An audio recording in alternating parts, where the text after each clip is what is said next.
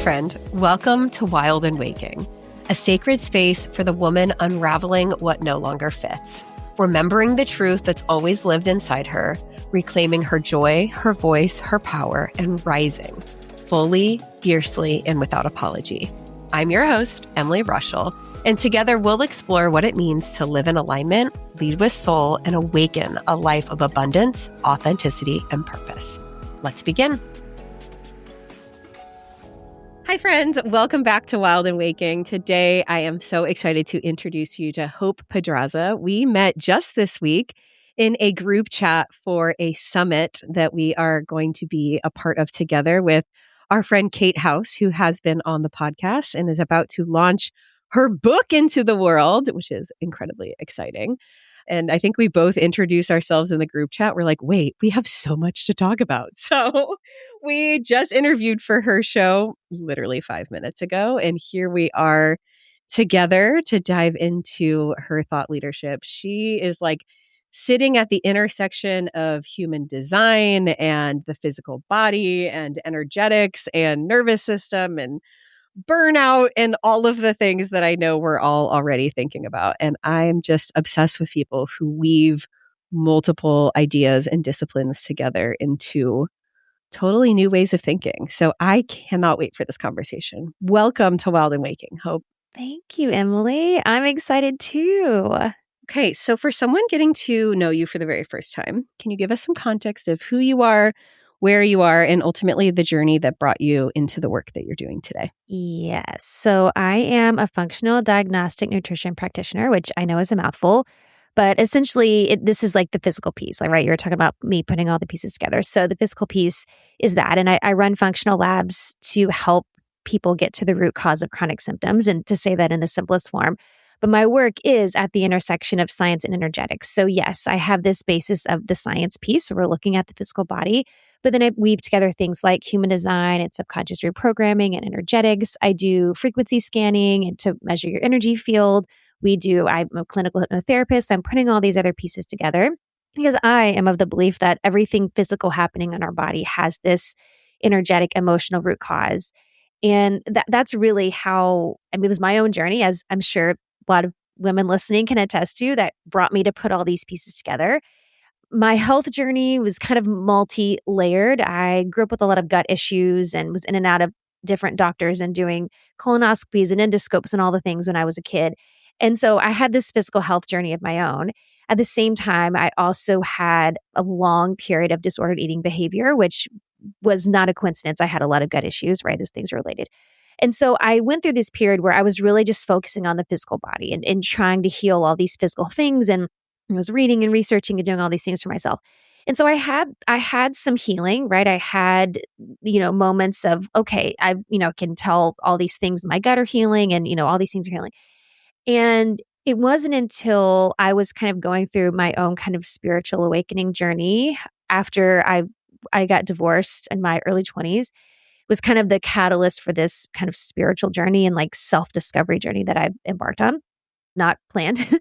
And it was kind of in that journey where I discovered like, okay, there's more to this story than just looking at the physical body.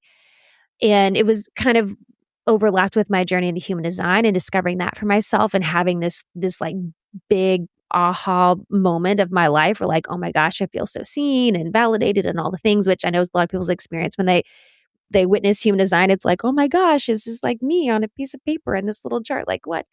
So all of these pieces through my own journey really was what helped me put all these pieces together. And I'm a manifesting generator, which is why I am putting literally like 20 things together into one, like, let me help you in all these ways. And that was what I learned about myself. And I'd learned something new, like, oh, I want to tie this into the work that I do. And then I have this, like, I just started using the Healy device to do resonance frequency scans on women in my work. Like, I love all these new pieces, but all of it really, it's the same goal.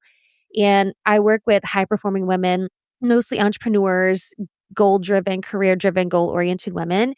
And I really like my why goes so much deeper than just like, let me help you feel great in your body, which is great. Like, I love that for you. And I love that for the women I work with. But for me, I really, to the depths of my being, believe that women are here to change the world. And we can't do that when we're held back by physical things going on in our bodies and emotional, energetic, blockages in our bodies. Like, we want to feel like all life force energy is flowing through us every day, 24/7. And that's what I want to help women feel. I resonate so much with that. Like a huge piece of my story is, diving into the mental health piece, starting therapy for the first time, and then having this moment of realization of like, I don't feel right at all. And like that initiated my functional health journey. And so that was kind of paired with therapy, which then led me into like deeper healing modalities and understanding nervous system regulation and understanding, for lack of a better phrase, like the body keeps the score, like somatic release, like doing breath work, like all of these things. It just kept going deeper and deeper and deeper of like, this is so much more than these like physical symptoms that we're often looking at in traditional medicine, right? And there's obviously a time and a place for everything. But I think in an overarching context, we're so used to looking for the Band-Aid solution. Like, here's the problem, here's the Tylenol, right? And so often, if not literally all the time, it's all of these deeper layers of wounds, things that we're carrying, the ways that our bodies are screaming at us to tend to our spiritual and emotional needs has been mind-boggling and enlightening and amazing and so hard. It's true. Well, and really, I mean, I firmly believe that by the time your physical body is showing the symptoms, that's like the last domino to fall. Like, your energetic spiritual body has been trying to get your attention for a long time before the physical body is actually speaking to you. So it is mind boggling to think how much all of this stuff is interconnected. And I have so many women who have done so much work on the physical body, right? They've gone to all the practitioners and they've even, other functional practitioners and done things the holistic way and all this. And it was just great. But then it's like either the symptoms come back, or like I feel better, but like you said, like, and what you said is what, like, I would say 99% of the women I work with say it's like, I just don't feel right. Like, something feels off. And when you're a self-aware woman, when things just feel off. And so it's like, okay, I've tried all these things, I still feel off. Like, there's pieces missing, right? We are a whole being. We are not just a physical body, right? We're multi-layered beings, multifaceted beings. We have these emotional pieces and mental pieces and spiritual pieces, and we have to put them all together. Yeah. And I know in my experience, it's like, I don't feel right, but nothing is wrong. Mm-hmm. Totally. I'm making it up, or I'm broken, or I'm never going to feel better, right? Like, we get into this, like, either I feel crazy or I feel helpless mentality. Yeah. So when someone's coming to you, what are some of the things that you're looking for? I know you talked about some of these modalities that you're using, but, and again, I know this is so individualized. It's so different. But maybe are there some overarching threads of you see patterns in women of things that they're struggling with, and then what's really laying beyond the surface, and like what are we doing to really truly address and heal from the inside out? Yeah. I'd say probably the most common symptom, I guess is what I want to say, is energy. And it's like either I don't have enough of it, it's all over the place, I run out of it, I don't wake up feeling rested. It's always about like physical energy, right? To do things like getting through the day feels hard. Like there's like a lot of efforting to get through and do all the things. And I have this mission and this vision and all these things, and I have family, and I just feel like, so the energy thing I think is probably first and foremost. And a lot of women come to me and it's like, oh, my hormones are all out of whack, because we can usually tell like physically when our hormones are off or not right. I want to say about the hormones. So the hormones are never the problem. So I just want to say that. I can circle back to that. But the hormones are never the problem. This is just another sign, like our body's giving us the signs. But I would say the energy hormones are having a moment right now also. They are, right? They are totally, they are. I would say energy, and probably, I feel like brain fog and I feel like that'd probably be the second most common. I know there's, of course, a laundry list of things. And sometimes I do have women who have actual diagnoses of, XYZ. But I would say like the energy and brain fog are probably the most common. And I think that's the problem, is that those are pretty vague symptoms, right? It could be literally anything. Like, it could be anything. It could be like, I didn't drink water this morning. So it could be anything. And I think that's why, to your point, it like the medical gaslighting thing is a real thing. And I would also say about 90% of the women I work with have experienced that where they feel off. I feel something's not right. They've tried maybe to go the conventional route or even the functional route, but the labs look fine or everything's fine. You're just getting older. It's your hormones. It's, we get told those, you're a woman, whatever. But they don't feel like something is off, right? Right. It's like a little better. The Yes. magnesium helped. Yes. But something is still off, right? So, and that's why, like, when you go and tell like a practitioner, like, oh, my energy is off, it's like, okay, like maybe you need more sleep, right? So it's a hard, those vague symptoms are kind of hard ones to grasp. So to going back to your question, I would say those are probably the two most common.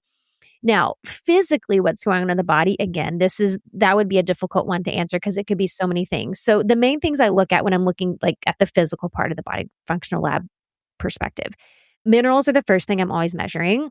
Minerals are something that we don't often talk about, especially in the conventional world. It's just not something that doctors usually look at. For me, minerals are foundational. They're foundational to how our body's functioning. And so it's foundational how we want to address the physical body. Everything that's happening in the body involves minerals. Every protein, neurotransmitter, hormone, enzyme, you name it, like minerals are involved in some way, shape, or form. So that is what I want to look at. If you want to know what's going on at a cellular level in your physical body, we have to look at what's going on with your minerals. So that's where I would look first. And then I do hormone testing. It's called a Dutch test. So it's a dried urine test. So it's going to be a completely different test than getting a blood lab. And then I do gut testing. Those are like the three main labs I would do. So physically, I'm looking there. But if we want to look at the real root cause, like what's really happening, why your energy or your hormones or your brain fog or all these things here. For me, like the energetic, emotional root cause of things with the women that I work with, I would say the most common thread, and this can show up in a variety of ways, but I feel like it almost always goes back to the worthiness wound. I did a whole series of my podcast last year about this because I feel like this is such a common thread and it shows up. Again, it's a sneaky one because it's not always us consciously saying, oh, I'm not worthy. It shows up so many sneaky ways. But as women, we have been conditioned to tie our worth to our output and our productivity and our doing. Right. And this is generational. Like we're literally born with this wound. Like it's in our cells. Like we carry generational trauma of women's however many generations past of this. Like this is in us.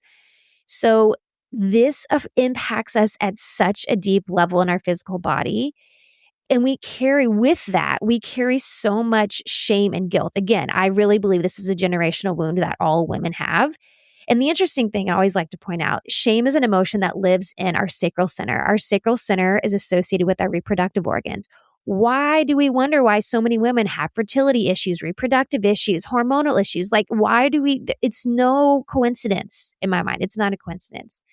So for me, the untangling and the deconditioning of that worthiness wound is like at the core of getting to the root cause of what's happening physically on the body. Yeah. I mean, that's something we even touched on in the episode on your show is like this core imposter syndrome. What are they going to think? Like, am I a good mom? Like, I need confidence. Like, it is so deep and shows up in so many ways. Yes. Yeah. No, it does. It's the people pleasing. It's the fear of disappointing people. It's the overgiving. It's the overdoing. It's the fear of slowing down or resting. It's so sneaky. It's so sneaky. Okay. So once we bring awareness to this, specifically in your practice, like what are some of the steps?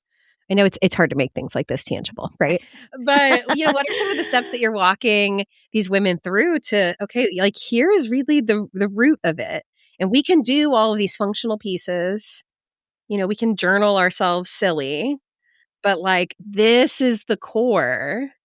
Where do we begin to heal? So the first place I would look is the first thing I would do would be looking at their human design. Like human design is a big piece of this, right? So I want to look at, okay, how is your energy designed to flow through your body, right? We're looking at specific energy centers and defined versus undefined, like these kind of things. How is your energy designed to flow?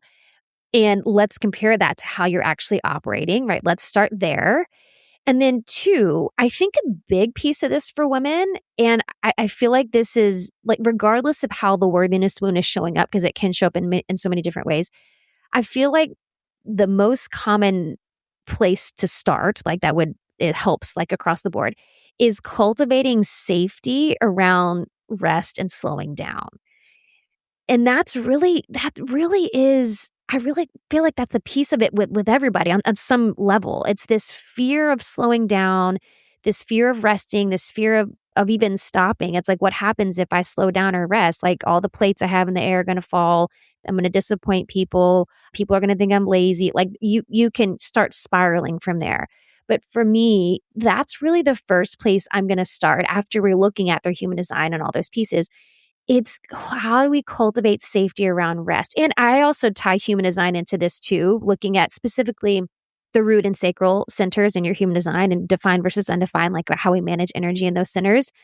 But if it doesn't feel safe to rest, your body is, we're asking our body to function in this hypervigilance 24/7. Our nervous system is like at its peak 24, like it doesn't ever have time to, it never feels safe.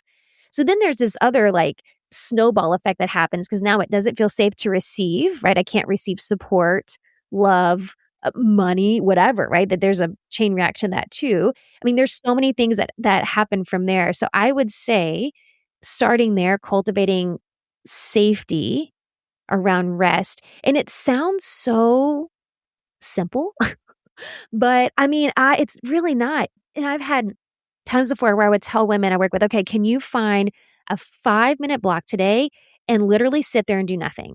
And by like minute 2, they want to scratch their eyeballs out. Like just sitting for 5 minutes doing nothing is so hard.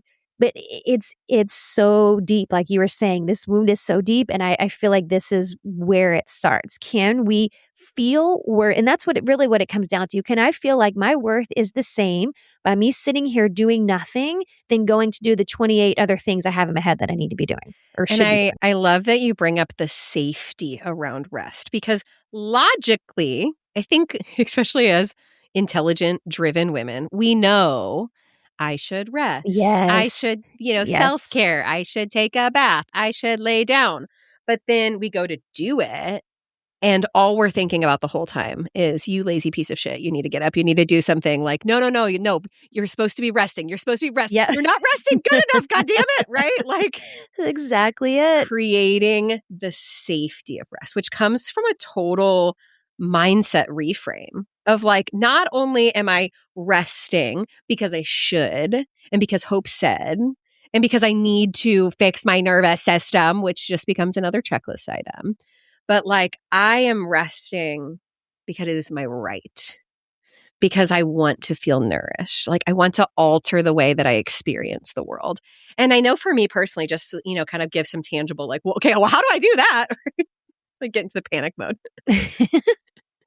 It's just even understanding like the concept of living in cycles and like the piece around that. We are not meant to be in summer all the time. We are not meant to be ovulating all of the time. The moon is not full all of the time. And like understanding and unpacking the layers between, cyclical living, which I have other episodes about that I can link in the show notes, has been like like this is not a problem I have to fix. This is how I am. And I get to lean in. And there is beauty in that. Like we know, we can look outside and see that it's winter and be like, of course it's winter. I mean, like, fuck the snow, but it's winter. It's fine, right?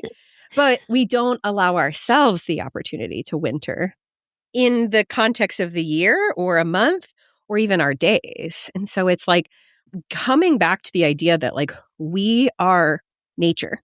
Mm-hmm. Yeah, we are. We are not robots. We have been programmed to act as robots for the benefit of, society, capitalism, whatever. But like we are meant to go through seasons and evolutions. That's just who we are and how we are. Has been such a permission slip for me personally in learning how to rest without that guilt, without that shame, without that expectation. And like trusting like, oh, I am safe to do this because of course I am. Yeah, right. Of course. Well, and seeing, like you said, seeing that the rest phase is equally as valuable as the doing phase. And that's a big reframe for my clients. Like they feel like, well, the rest is being unproductive or whatever, but seeing the rest as equally as valuable and equally as essential as the doing. Like neither one is more important than the other. No, because this decades of doing has contributed to the problem that we're trying to address. Like, okay, you've proven you can do the doing. We know, like, that's great. And now you're super burnt out and your head hurts and you have no energy. But it is a total, like, can sometimes be really identity rattling. Oh, Like, yeah, for I sure. remember from a very young age being tasked with writing like our family's Christmas letter, right? And it was like, we're so busy.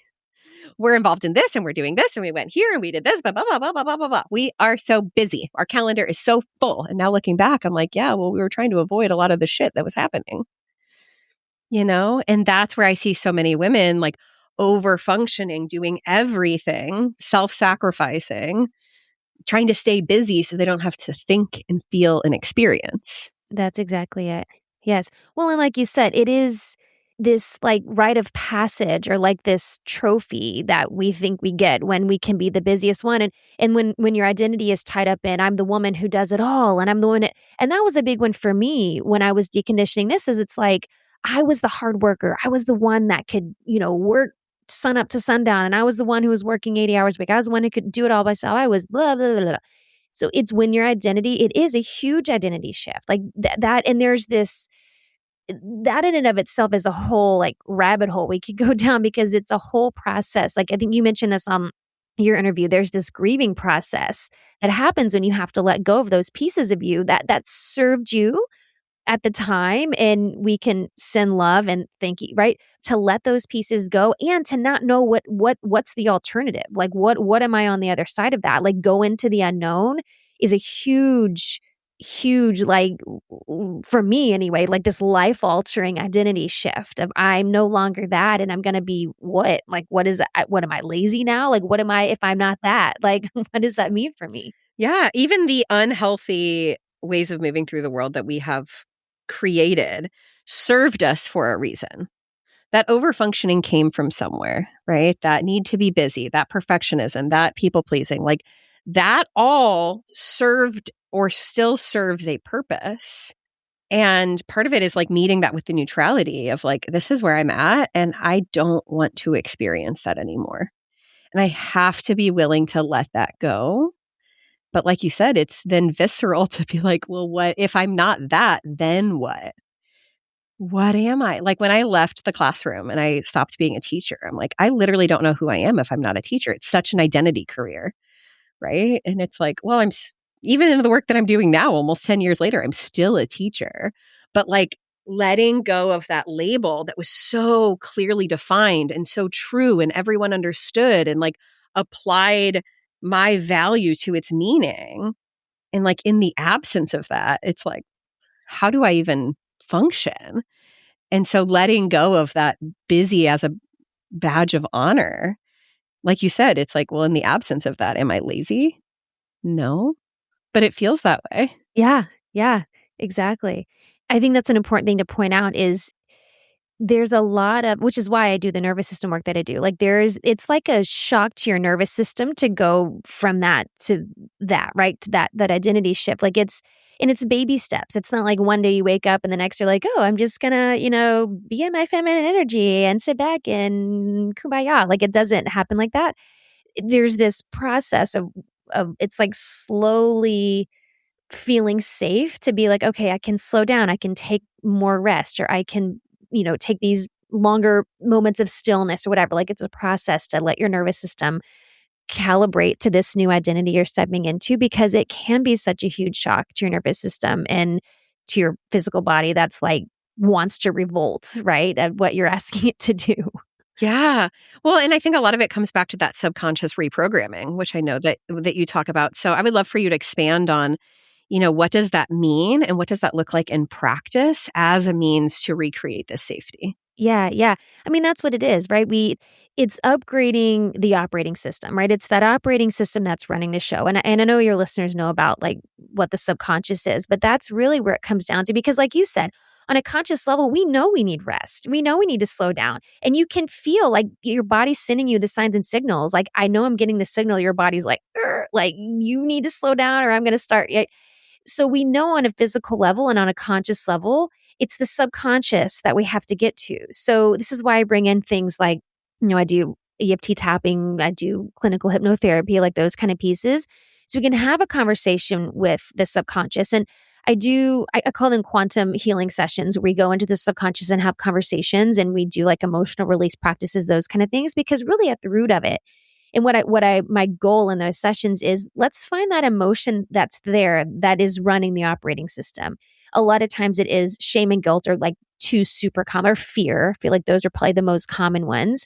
So can we get to the root of that? And can we have a conversation? And if you're familiar with parts work, this is another really helpful tool to use. Like, can we have a conversation with that part of us that is feeling the fear, the shame, or the guilt, or whatever it is about slowing down or stepping into this new identity? And can we see what it needs from us? And can we see what it's been asking of us? And a lot of times, I mentioned this in the interview we did, I think we overcomplicate things so often, and we think that this process, now, while it can be complex, it doesn't have to be complicated, not the whole thing anyway. And I think we overcomplicate it so often and think it's going to be this whole long drawn out process and this like crazy long thing. And this, like, it doesn't always have to be, because sometimes all it takes is you being with you. Sometimes it's like an inner child thing, and we have conversations. We do that too. If it's an inner child thing, like your inner child is asking something from you that you have been denying them, and which, like you said, we keep ourselves busy a lot of times to have to, keep ourselves from having those conversations with our inner child. But sometimes it's as easy as having a conversation with your inner child. It's meeting this emotion that's been living in your body for however many years that needs your attention. Like, it doesn't have to be this whole huge multi-step process, because I have had clients that have had huge breakthroughs just from one conversation with their subconscious. Like, it doesn't have to be. Now, sometimes it doesn't always happen quickly, but I always like to name that, because I don't want it to sound like it has to be this whole huge long process, because it doesn't always. Like you said, it's very individual. But I think sometimes there are parts of us that are trying to get our attention that just need something from us, whether it's forgiveness or compassion or love or acceptance or whatever. But that's all it takes sometimes. Well, and the thing that comes to mind when you're talking about that is, so many of us are really good at intellectualizing our healing, right? And I am an avid book reader. I am an avid podcast listener, right? I love the information. I can conceptually wrap my head around something. I can know it. I can kind of start applying it. And then there's still resistance, and I'm like still stuck, or something still not healed, right? I see this in so many women. And then it's like the shame gets louder. Yeah. You're like, I know better. Yeah.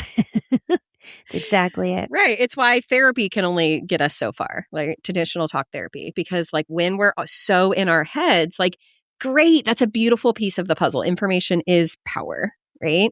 But it's like that integration and that what's below the surface, what's in the subconscious, what's operating in the quantum, what's in our energetics, that like so often that's what needs tending to, and the healing. And like you said, sometimes it can be so simple in an acknowledgement, in a conversation, in a session of some sort of different modality. And it's like all of a sudden this piece unlocks, and you literally wake up the next day and you're like, oh, this like thought that's been running the show actually just doesn't exist anymore. Yes. Yes. That's it. I had a client message me. This was just last week, actually. A client messaged me, and we had done some, testing and stuff, and she did a session with me. And I had sent her some like follow-up things, and I sent this EFT little session to do, and this guided hypnosis. And I'm like, do it as much as you can for the next couple weeks, whatever. So she, had done the EFT, and she said, I did the hypnosis once, and then I felt like there was more deconditioning I needed to do before listening to it again. So she's like, I kept doing the EFT and was really working on like, journaling through things and, doing all the personal things. Went back to the hypnotherapy session. She said, and that's what you just described, what she told me. She said, I literally felt like a switch flipped. And for whatever reason, the day before, these beliefs were still there. And then the second I got done with this hypnosis session, they were gone. Like, it just, and it can be that, and I told her the same thing. It can be that simple. Like, sometimes a switch just needs to be flipped. Yeah. And I think that the takeaway here is like the willingness to do things differently. and try something you've never done before, right? Like, I know that there is not a person here listening who has not tried to Right. intellectualize Totally. their way out of something, Not right? for lack of trying. Yeah. Right. That's not like so frustrated with where they're stuck. And so sometimes it's like the willingness to do something that feels weird or different or unconventional or, kind of out there. But it's like, oh, that's the piece. And it's stepping into the unknown and looking at the energetics. And I love it. I love the way that you weave it all together. Yeah, yeah. And I think that's, I work with a lot of women who, they're totally into human design and it's like, oh, cool, you're printing. But I would say it's probably 50-50 split. A lot of women that I work with have like, this is totally new for them. It's like, I don't know what all this woo woo stuff is, but nothing else I've done has worked. So why not? Like, why the heck not? Just try something new. Yeah. Human design I love that you bring this into these pieces because the number of permission slips it has given me. I told you before we hit record, I'm not the person that's like memorized what all of the things mean. Or I've recently also started getting into astrology, which sounds like speaking Arabic. I'm like, what house, what's rising, what degree, what moon are we talking about? Like, I don't know.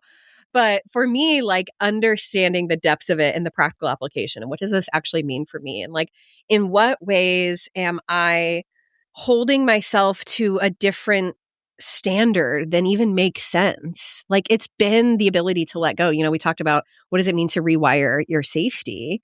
And part of it is just like letting go of the shit that isn't yours, letting go of what she's doing, what's working really well for her, and knowing like that's never going to work for me. And the harder I try to make it work for me, the more crazy I'm going to feel. And then also just like the way that that tool can help you really step into your gifts and your power. It's incredible. Yeah, it is. Yeah, it really is. And I think that's probably the thing that my clients love the most is because it does. And I'm tying it into what they're feeling physically in the body. And so it like explains so much. But I do think that's a big piece because you hit something there where you said letting go of stuff that's not yours. And I think that's such a big part of the process that can also be, I'm not saying it's easy, but it's simple, like a simple thing, right? Just to let go, because that's so much of it. And, when we talk about human design, usually when we're holding stuff that's not ours, we're looking at our undefined centers, right? We're absorbing other people's energy. And that is it's a huge source of so much of the frustration and the resistance that we carry is that. It's just carrying stuff that's not ours that we were never meant to carry in the first place. Yes. Okay. Well, I'm obsessed with the way you put all these pieces together and everything that you have shared with us today. I have no doubt that someone listening is going to shoot you a message immediately. So tell us more about how we can get connected to your work, what you have on the table for someone who's wanting to take some next steps to learn from you. Yeah. So I am most active on Instagram. You can find me at the Hope Pedraza. My website is hopefulandwholesome.com. My podcast is the same name, Hopeful and Wholesome. So if you want to just get to know me better, you can go check out my podcast and start diving in. And yeah, you can reach out if you want to dive in deeper. Love that so much. Okay, last question I ask everyone who comes on the show. What does growth look like for you in this season? I'm in a season of like embracing slow living. I, like you, had this long period where I was like the hustler and I went into like severe burnout, like completely wrecked my adrenals and the whole thing. So this past year has been like a journey getting to where I am now, where it's like me finding out who I am outside of my business. Like, oh, I can have hobbies and do fun things for myself, like that kind of thing. And so the past like 6 months, for me, it's been about like slowness. And we talked about cultivating safety around rest and slowness. Like that's been a big journey for me of really deconditioning these pieces that didn't feel safe to rest and slow down. So yeah, for me, the growth and I was doing a practice the other day where I was like really acknowledging that about myself. Like I'm really proud of you for taking the steps to feel safe, to know when to turn it off and to go do something fun in the middle of the day. Like me and a friend, we started taking, I was a dancer for 20 something years. And so we started taking a ballet class, an advanced ballet class. So like, I'm proud of you for finding ways where you can like rest, like your mind is resting, maybe, the slow living thing. So yes, the growth for me is that, like embracing that and then discovering like what's on the other side of that, like allowing that slowness and that stillness to be a space where I can, get it, not only get deep in the relationship with myself, but also like my relationship with the universe, God, like what comes through in these times where I'm allowing myself to rest and receive. And the interesting thing I have found in also being on a journey like that is actually an activator for all of these goals we were hustling towards in the first place. Yeah, totally. That we thought we needed to work more to get there. It's like, or you could just slow down. Yeah. And there's like kind of this period of recalibration. But every time I have had to make choices to slow down, to get really focused, specifically talking about business, it's like the income doesn't necessarily change, but the amount that I'm feeling stress or pressure or hours spent on it has drastically changed. And also, I've been able to do all of these things that feel so good. I mean, it's like pouring from an overflowing cup mentality, but it's so freaking true. There's a reason there's like a whole analogy around that. Yeah, it is. It is very true. Hope, thank you so much for joining us today and for also extending the offer to bring me onto your show. It has been so fun to get to spend the afternoon together. Agreed. Thanks, Emily. This is so fun. Hey friend, I hope this conversation sparked something real in you, something that feels like truth, curiosity, or the courage to keep becoming. If this episode resonated, I'd love for you to share it. Take a screenshot, post it to your stories, or send it to one of your friends. You can always find me over on Instagram at Emily Rushel, where I love continuing these conversations and hearing your takeaways. Truly, your DMs are one of my favorite parts of podcasting, so don't be shy. I'd love to reflect and connect with you over there. I'm so grateful to be surrounded by a community of women who ask hard questions, sit in the discomfort of the unknown, blaze new paths forward, and ultimately come home to their wild and waking selves. See you next week.